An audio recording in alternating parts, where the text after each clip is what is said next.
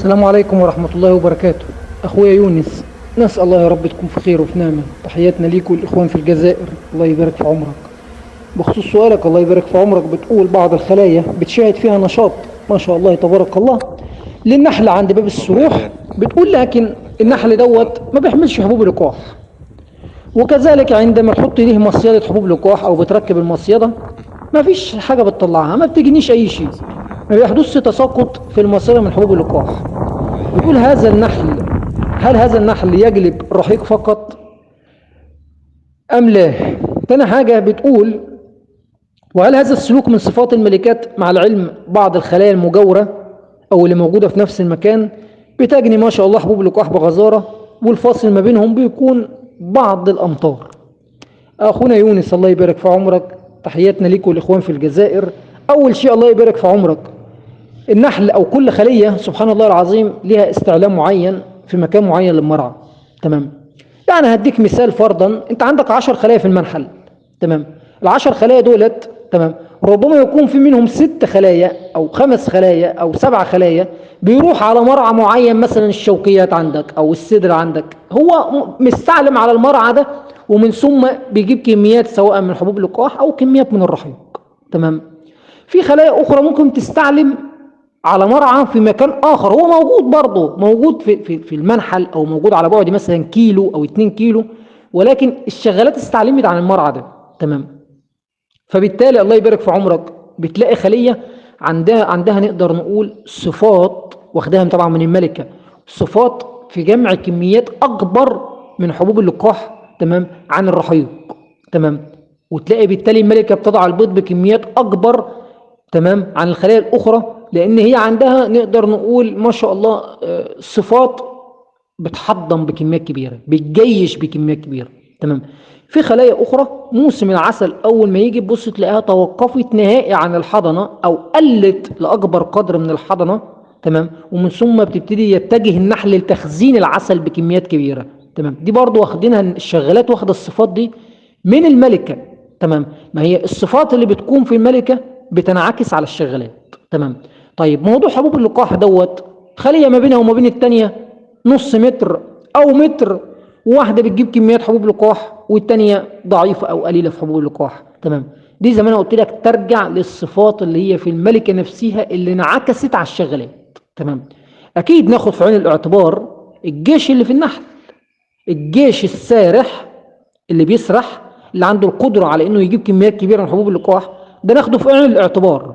ولكن لو احنا قلنا إن الخليتين ما شاء الله فيهم 10 براويز، وقوة النحل السرحة في الخليتين هي نفس القوة، والحضنة المفتوحة والمغلقة في الخلايا هي نفس القوة، يبقى هنا الاختلاف الوحيد بيكون في صفات الملكة اللي انعكست على الشغالات. تمام، طيب نصيحتي ليك ايه؟ نصيحتي ليك الله يبارك في عمرك بالنسبة للخلايا نقدر نقول اللي هي جمعها في حبوب اللقاح ضعيف أو قليل. تمام، حاول تغير الملكات بتاعتها من الخلايا الأخرى اللي ما شاء الله الشغالات بتاعتها بتيجي مع كميات حبوب لقاح. حاول تخلي الصفات الكويسة والممتازة في منحلك تكتر منها. يعني عندك خلية مثلا في موسم الصدر جمعت ما شاء الله 4 كيلو عسل أو 3 كيلو عسل أو 5 كيلو عسل، جمعت كمية عسل ممتازة. تمام، وشايف ان الخليه دي كويسه، خد منها ملكات واعمل تقسيمات. ليه؟ لان الملكه ديت عندها صفات ممتازه في جمع العسل، بالتالي انت حاول تستفيد منها. تمام، عندك خليه اخرى ما شاء الله بتركب المصيده بتطلع منها تبارك الله 5 ايام او 6 ايام بتطلع منها معدل كيلو حبوب لقاح في مرعى ممتاز، يبقى بالتالي حاول تستفيد من الخليه دي. تمام، حاول تستفيد من بعض الخلايا مثلا تيجي في وقت الخريف تلاقيها عندها كميات من العقبر او البروبليس كمية كبيرة جدا، وخلية أخرى ربما يكون جمعها في البروبليس ضعيف جدا. تمام، فأصبح لو أنت من اهتماماتك من الاهتمامات بتاعتك جمع بروبليس أو عقبر، كذلك خد خلية من الخلايا دي. تمام، فدايما الصفة اللي تلاقيها كويسة عندك في منحلك كتر من الخلايا بتاعتها. تمام، وأتوقع أن في الجزائر عندكم ربما يكون أنت شغال بالملكات النحل التلي. تمام، يعني أقصد ما هو مش زي بلدان الشام، تلاقي كريانولي وإيطالي وقوقازي ونحل سوري، تلاقي كمية ملكات في البلد بكميات كبيرة هاجين. تمام، إنما أنت ما شاء الله ربما يكون لا إما عندك التلي أو سلالة النحل الصحراوي. تمام، صعب انك انت تلاقي واحد عندك في الجزائر عنده نحل ايطالي او نحل مثلا باكفاست او نحل كريانولي. صعب جدا، نادر جدا. تمام. يعتبر انتوا ربما يكون التشبيه بتاعكم في الجزائر مقارب للاخوان في المملكه العربيه السعوديه وفي اليمن، ان السلاله اللي هناك اللي منشوره او نقدر نقول اللي هي رقم واحد داخل البلد سلاله النحل البلدي. تمام. سواء في اليمن، سواء في سلطنه عمان، سواء في المملكه العربيه السعوديه، هي سلاله النحل البلدي فقط. تمام. مفيش فيها نقدر نقول تهجين، مفيش فيها مثلا سلالات اخرى. فبيبقى بالنسبه لك افضل انك انت تطلع نقدر نقول افضل نمط في السلاله دي. يعني لو انت شغال بالنحل التلي طلع افضل نقدر نقول الملكات منها. تمام. الله ييسر لك الحال. تحياتنا ليك والاخوان في الجزائر. السلام عليكم ورحمة الله وبركاته. أخونا محمد، نسأل الله يا رب تكون في خير وفي نعمة. تحياتنا ليك وللإخوان في المغرب. الله يبارك في عمرك. أرسلت فيديو ما شاء الله يا رب، نسأل الله يا رب يبارك لك فيه. وبتقول بالنسبة للعاسلات أنت ما عندكش شمع مبني جاهز، فبالتالي حطيت أساسات شمعية والنحل تبارك الله قام ببنائها، خزن فيها عسل.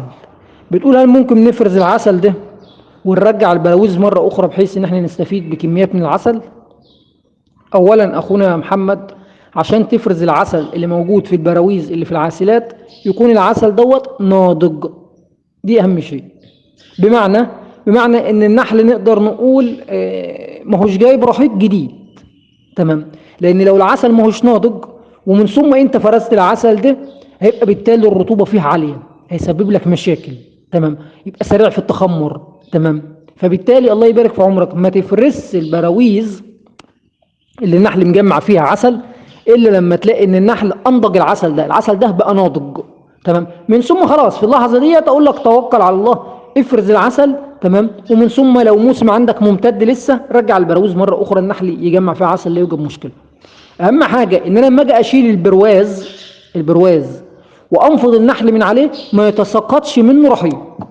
لو تساقط رحيق جديد يبقى لسه مازال النحل بيجمع عسل، ولسه مازال نقدر نقول العسل ماهوش ناضج بالصورة الكاملة. الأمر الآخر والنصيحة الأخرى، بعد ما تقوم بعملية فرز العسل، تمام، ما تحطش العسل ده تعبيه في عبوات، لازم تترك العسل في منضج على الأقل نقدر نقول 15-20 يوم، ده هيكون في صالح العسل. تمام. السلام عليكم ورحمة الله وبركاته. أخونا نسأل الله يا رب تكون في خير وفي نعمة، اللهم آمين. أول شيء الله يبارك في عمرك، أنا بعتذر إن أنا ما رديتش عليك أمس. يشهد الله والله أنا كنت يعني عندي مشاكل في الأسنان، واخد بنج وما شابه ذلك، فكان الأمر صعب إن أنا أرد عليك أو أرد على أي أحد أمس. تمام. فدايما خلي عندك الصبر نعمة، لان انا شايف لك تعليق واتنين انت ما بتردش عليا على الواتس ليه وكلام من ده. يا اخي ما كل واحد بيكون وراه مشاغل. تمام. على العموم الخليه اللي انت ارسلتها ما شاء الله تبارك الله، اللهم لك الحمد والله يبارك لك فيها. دي طبعا انت محولها من جبح بلدي، فخليه اطارات على 3 براويز ما شاء الله. حطيت ربما يكون بروازين بالمطاطات. تمام. عاملهم بالمطاط، وحطيت اطار اساس النحل ما شاء الله بنى الاساس الشمعي ده ممتاز. دلوقتي اللي انت هتقوم بيه انك انت اول حاجه تخف التغذيه شويه، التغذيه السكريه خفها شويه. ليه؟ لان احنا عاوزين الملكه تنطلق في البيض. ضيف كمان اساس شمعي، خلي النحل يحاول يبنيه. تمام. الاطار اللي هو يكون فيه مطاطات او اللي انت مطلعه من الاعواد البلديه خليه اخر واحد، على اساس لما الحضنه تخرج منه نشيله نطلعه بره الخليه، ومن ثم نستبدل مكانه اطارات اساسات شمعيه النحل يبنيها. تمام. امشي على العمل ده، ولو في اي حاجه انا تحت امرك تواصل معي. السلام عليكم ورحمه الله وبركاته. اخويا احمد، نسال الله يا رب تكون في خير وفي نعمه، اللهم امين. الله يبارك في عمرك. ارسلت صوره للشرائح بتاع المكافحه، وقلت هل ممكن تستطيع انك انت تستعمل الشرائح دي في درجه حراره 40 درجه مئويه، وهل العلاج او المكافحه فعاله بالشرائط دي؟ اولا عشان اكون صادق معاك، صعب ان انا اقول لك الشرائح اللي انت ارسلت لي الصوره بتاعتها دي كويسه ولا وحشه. طيب ليه؟ لان دي اسماء مسميات شركات، يعني اتوقع المنتج ده صيني. تمام. لان في بعض الكلمات الصيني وما شابه ذلك، فانا ما استخدمتوش، انا عن نفسي ما استخدمتوش. تمام. اللي انا اقدر انصحك بيه، جرب على خليه واحده وانتظر 5 ايام. طبعا ده مش هينفع تنتظر ساعه ولا 2، لا، تنتظر 5 ايام. تمام. شوف الوضع ايه، شوف هل في تساقط للفرو ولا لا، هل في لا قدر الله اثار سلبي ولا لا، ومن ثم تقدر تحدد هل الماده الفعاله كويسه اشتغل على المنحل كله ولا اتوقف. تمام. انا لو استخدمتها هقدر اقول لك يعني فوائدها ومميزاتها وسلبياتها. انما انا عن نفسي صراحه صدقا كنت بستخدم نوع اخر من الشرائح، ده طبعا بالنسبه في المملكه العربيه السعوديه، وبستخدم في مصر الفورميك اسيد او الاوكزليك. دول اقدر افيدك بيهم لان انا اشتغلت بيهم، عارف كل مميزاتهم وسلبياتهم. تمام. انما النوع ده اللي انت ارسلت لي الصوره بتاعته، صدقا ما اقدرش اقول لك كويس او وحش. اللي انا اقدر افيدك بيه اقول لك جرب على ارض الواقع. تمام. على خليه واحده وانتظر مده مثلا 4 5 ايام، شوف ايه النتائج هتكون داخل الخليه. تمام. عليكم السلام ورحمه الله وبركاته. اخونا الله يبارك فيك، طبعا كميه النحل اللي انت بتتكلم عليها ديت اللي هي فيها موت، دي كميه بسيطه، هي ما تدعيش للقلق. ولكن بخصوص العجينه اللي انت شاريها، انا ما انصحكش تشتري عجينه بروتينيه تانية. عاوز تعمل عجينه بروتينيه والنحل بتاعك محتاجها، اعملها في المنزل. الامر مش صعب، الامر مش صعب. تمام. لان دلوقتي احنا ربما يكون قعدنا نتشكك الموت من ايه، من العجينه. طب انت شاري العجينه منين؟ طب هل ممكن يكون فيها مثلا بعض المواد تحمل امراض لا قدر الله، مثلا زي حبوب لقاح داخله في العجينه دي؟ الامر هيكون دخلنا في حيره، ومن ثم دايره البحث هتبقى صعب معانا في الوصول. حبيت تعمل عجينه بروتينيه اعملها في المنزل، مش صعبه والله العظيم. لو زي ما بيقولوا عندك الصغير اللي عمره 10 سنوات ما شاء الله جلس هيعملها. تمام. سكر مطحون، وبتجيب خميره من البقاله. تمام. وبتطحن الخميره بتخليها ناعمه، ومن ثم تعمل العجينه البروتينيه. موجود فيديو على القناه تقدر تشاهده، وهتوفر تكاليف بالنسبه لك افضل. يعني فرضا لو عندك 50 خليه، تمام، عاوز تعمل لها عجينه بروتينيه، لو جيت تحسب الفرق ما بين ان انا اشتري عجينه جاهزه من المحل وبين ان انا اعمل عجينه في المنزل، التوفير هيكون ليك بنسبه الاضعاف لما تعمل العجينه في المنزل. والاهم من ده كله ان النتائج بتاعتها في الاخر بالنسبه للنحل هتكون ممتازه جدا ومرضيه. تمام. دي اول حاجه. طيب النحل اللي بيموت عندك 3 4 نحلات ده امر عادي، ممكن يكون زي ما انا قلت لك حراره، او ربما يكون انتهاء عمر النحل، يعني امر عادي. احسن 3 4 نحلات دي ما بنبصش عليها بطريقه كبيره. يعني لو كميه الموت لا قدر الله زادت عندك، هنا هيكون في مشكله. تمام. طول ما 3 4 نحلات اللي بيموتوا ده امر عادي. تابع بس انت الله يبارك لك، شوف هل داخل العود البلد نفسه فيه بيكون موت ولا لا. تمام. ولو لقيت فيه لا قدر الله موت بيبتدي يزيد، تمام، تواصل معايا نشوف الحل بقى في اللحظه دي. كنا مثلا نخرج العجينه من الخلايا، او نقدر نشوف حل تاني. انما 3 4 نحلات الامور مستقره. تمام. عليكم السلام ورحمه الله وبركاته. اخونا نسال الله تكون في خير وفي نعمه، والاخوان في العراق اللهم امين. بخصوص سؤالك على الخليه اللي هي عندك ما شاء الله يعني طابقين تحتوي على حوالي 17 برواز، شلت 7 براويز وحطيتهم في خليه اخرى على اساس انك انت تستفيد مثلا من بعض البيوت الملكيه او ما شابه ذلك لعمل تقسيمات. بتقول الخليه ال7 براويز ديت ما فيهاش نقدر نقول بيوت ملكيه. هل النحل هيبني بيوت ملكيه على البيض اللي موجود في الداخل؟ الله يبارك في عمرك. اولا الخليه اول ما تشعر باليتم، تمام، بدون ملكه، خليه يتيمه، تمام، اول حاجه بتتجه ليها لو فيه يرقات حديثه الفأس، النحل هيتجه عليها يبني بيوت ملكيه او كؤوس ملكيه عشان بالتالي ينقذ الموقف. تمام. من ثم انت بتيجي بعد 4 ايام ان شاء الرحمن بتشوف اي بيت ملكي مغلق داخل الخليه بتهدمه. تمام. بعد ما بتهدم البيوت الملكيه المغلقه خلاص بتترك البيوت الملكيه المفتوحه. بتلاقي بعد كده بيومين او ب3 النحل ابتدى يبني بيوت ملكيه اخرى. تمام. اللي هي بتكون في البدايه ده كان بيض داخل الخليه، كان بيض عمره يوم او عمره يومين. تمام. من ثم اصبح بعد كده يرقات لسه صغيره في السن عمر ساعات مثلا، والنحل ابتدى بالتالي يبني بيوت ملكيه ليها. تمام. فالامر عادي جدا، انت ما تقلقش الله يبارك فيك، سواء عندك في الداخل بيض او يرقات حديثه اهم حاجه انك انت تقوم بالخطوه اللي هي بعد مرور 4 ايام تهدم اي بيت ملكي مغلق. تمام. البيوت الملكيه تهدمها المغلقه فقط، والبيوت الملكيه المفتوحه بتتركها، ومن ثم طبعا بتحسب حساباتك قبل خروج الملكات العذارى، بتكون مقفص عليها او مقطعها او موزعها زي الهدف اللي انت عاوز تستفيد منه.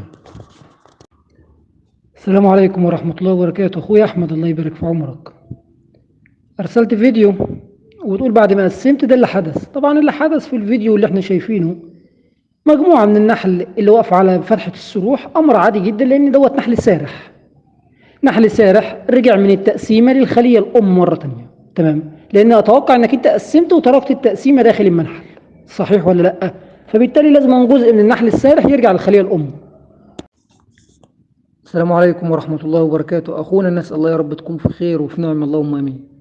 الله يبارك في عمرك. بتسأل بتقول أفضل نمط من النحل المصري أقدر أربيها عندي في السعودية من سكان منطقة نجد في بين الرياض ووادي الدواسر. طيب عشان بس نصحح الكلام، الله يبارك في عمرك، هو تقصد أفضل نمط من النحل البلدي وليس النحل المصري، لأن النحل المصري اللي بيجي لك ده عندك مرزوم، اللي بيجي مرزوم عندك ده هجين. تمام. فعشان يكون السؤال واضح، أنت بتتكلم على أفضل نمط من النحل البلدي، صحيح ولا أنا مخطئ؟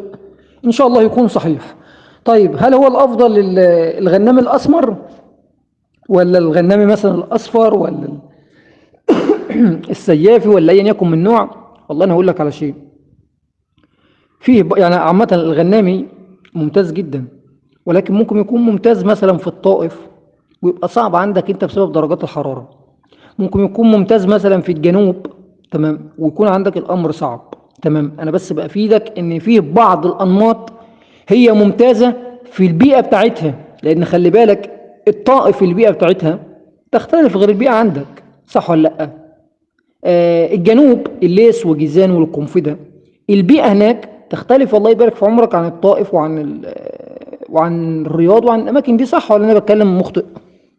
كدرجات حرارة، كرطوبة، نقدر نقول يعني مثلا جيزان ديت أو مناطق الجنوب دي مفيش تشتيه للنحل هناك، صعب ان حد يشت النحل هناك، صح ولا ايه؟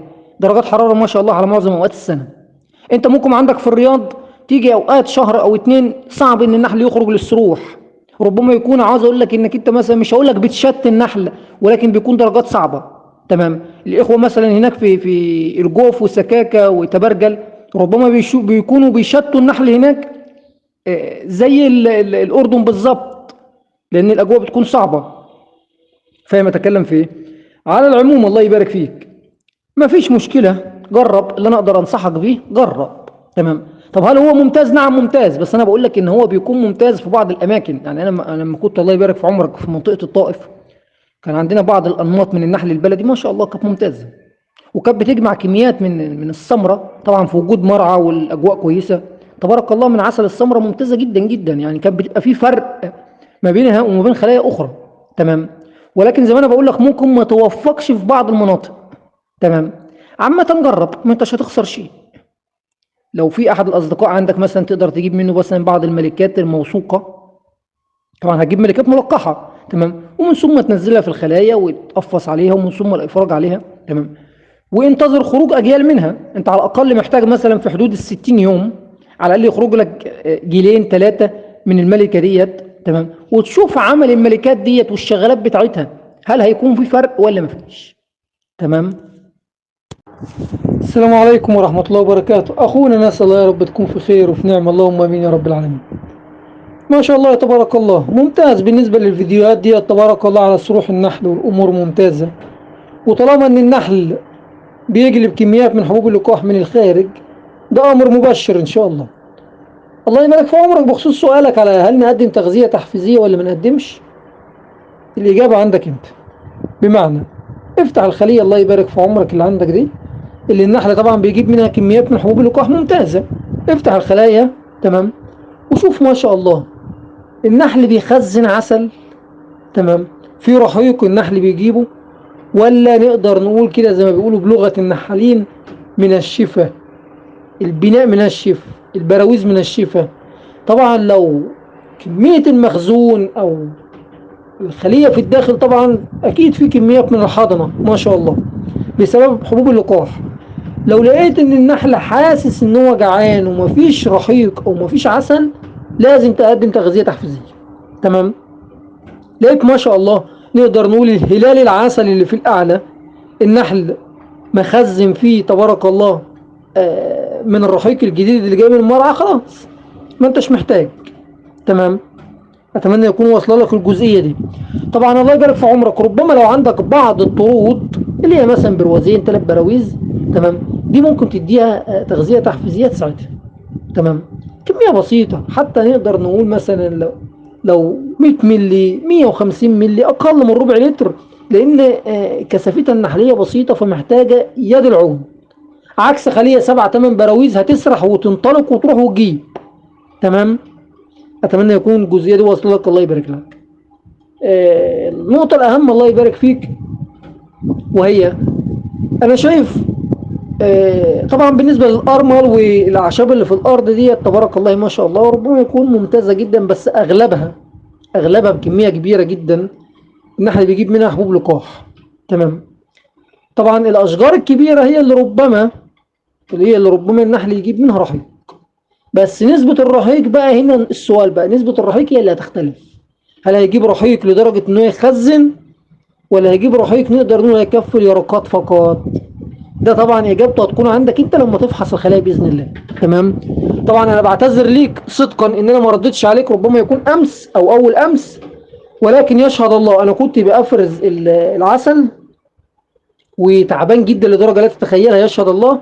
وحتى تكلمت عن الشيء دوت في البث، اعتذرت للاخوان اللي كانوا تواصلوا معايا على الواتس، قلت لهم ان انا ربما يكون لو ما اجبتش على احد او ما ردتش على احد فانا بعتذر من الشيء ده، فانا صدقا بعتذر ليه. الله يبارك في عمرك.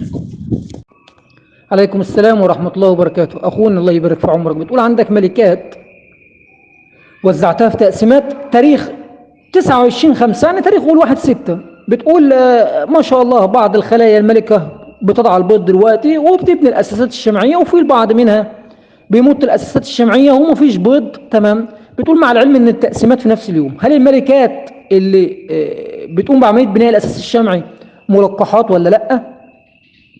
والامر الاخر بتقول عاوز نصيحه، عندك اجباح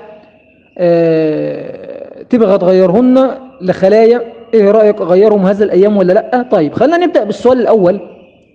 الملكات اللي انت عملتها كلها في توقيت واحد، في بعض منها وضع البيض وبعض منها بنى اساسات شمعيه وبعض بنى اساسات شمعيه وملكه ما وضعتش البيض. طبعا مش كل الملكات بيتم تلقيحها، وفي ملكات هتتلقح، في ملكات تتاخر شويه في التلقيح، في ملكات هتفقد، ده امر طبيعي. تمام. طبعا الملكه اللي بتبني الاساس وتضع البيض دي اتلقحت، واللي بتبني الاساس بيبقى خلاص ما شاء الله النحل بيهيئ لها الامور ان هي تضع البيض. تمام. ده الامر اللي انت لابد تاخده في عين الاعتبار. اهم حاجه الخلايا اللي تحس ان هي اتاخرت ازيد من اللازم وما شفتش بيض ليها، حاول لو انت طبعا عندك خلايا الخلايا اطارات، او الخلايا نقدر نقول اللانجستروس الاطارات، حاول تتفحص تشوف اهم حاجه الملكه موجوده داخل الخليه. بالنسبه للسؤال الثاني، نصيحتي ايه في موضوع الاجباح البلديه تغيرها في الايام دي ولا لا؟